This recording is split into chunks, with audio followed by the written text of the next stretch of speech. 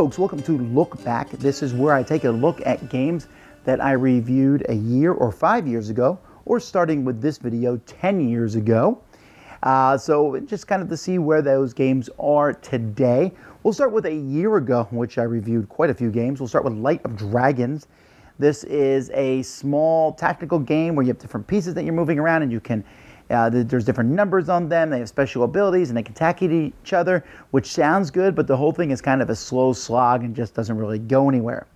Porta Nigra, which I thought I would like, it was a Kramer game, just looked good, but the pieces in the game were a bit of a negative for me. They fell all over the place, different colors. They were all one color, but they were actually different colors. But really, the whole thing was just kind of move around, pick stuff up, drop it off here, get points. The points didn't really correlate. It just wasn't a very exciting game for me. FACA, this was a game where you were going around and collecting the different kinds of fruits and trying to figure out the most efficient way to do that on a map. An interesting game. Production quality probably could have been better, but it was solid. Then we have Amphipolis. This is a game from Rainer Knizia. Not a complicated game at all. You're just essentially getting different sets of, you're trying to collect different sets of archaeological tokens. A very light game, but for people maybe who are just getting into the hobby, this can be a pretty good one. Gallerist. This one my rating actually has gone up on because this game, there's so much going on in it. You're going to a spot, you take these things, actions, there are lots of different actions. The theme is pretty strong though, as you're discovering artists and displaying their art in your museum, and so I just find that there's some more intrigue there than I initially thought, and it's a pretty good production. Stick to Colors. This is a weird game where you're trying to collect cards and sets, and you do so by basically bidding on other cards, saying for the rest of the game, I will never take this card. Well, that's a pretty interesting idea. It's unique. Again, better production values would have helped this one probably stick around longer, but it's just one of those games I like the idea of it. Fleet Wharfside. This is the little cousin, brother to Fleet. Fleet is a pretty solid game, and I thought, oh, is this an expansion? No, it's a completely different game. It's simple, just trying to collect different resources and fishing boats and things to have them in. I liked it as, again, just a solid game. Then we have Aladdin's Magic Carpet. This is for kids. It's kind of a neat, if somewhat fragile thing where you're making this flying carpet basically float between two magnets and then putting things on it until it gets too heavy and falls over. It's a neat idea. My kids like it a lot. The King is Dead. This is a very unique game where you're trying to have, you know, the king has died and you have only a few actions over the course of the game, and you have to decide when to use these actions. It's incredibly odd because you only do a few things over the course of the game, but it does work really well with 3 players. Production values were so-so, but just when I was done with it, I'm like, I'll have to try that one again for sure. Fury of Dracula. This is the 3rd edition. Me, Sam, and Z reviewed this. They both loved it. I'm not as keen on it as them because I still feel like it might be a little longer than I would prefer these kind of games to be. However, it's certainly the best of that series. I feel like it really evens out Dracula versus the Hunters. Really good production values, and is certainly a fun game. Then we have Rollin America.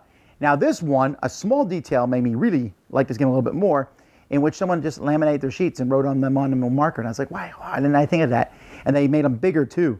Rollin America, you roll some dice and mark them down. It was based on Rolling Japan, which was a good game. Rollin America added a few more rules. Simple game. You could technically play with hundreds of people as you roll dice and call out the numbers. But it's neat. So I certainly recommend that one.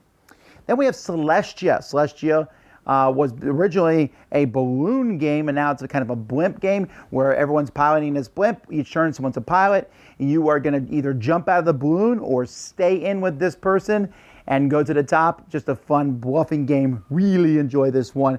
One that's definitely in my collection. But even more than that, Catacombs, Cavern of Soloth. This was the revamping of Catacombs, the flicking game.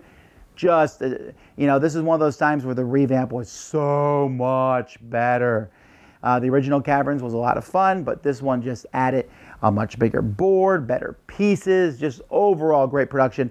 And it actually takes flicking a game, flicking discs, and make it feel like a dungeon crawl. Another one still in my collection.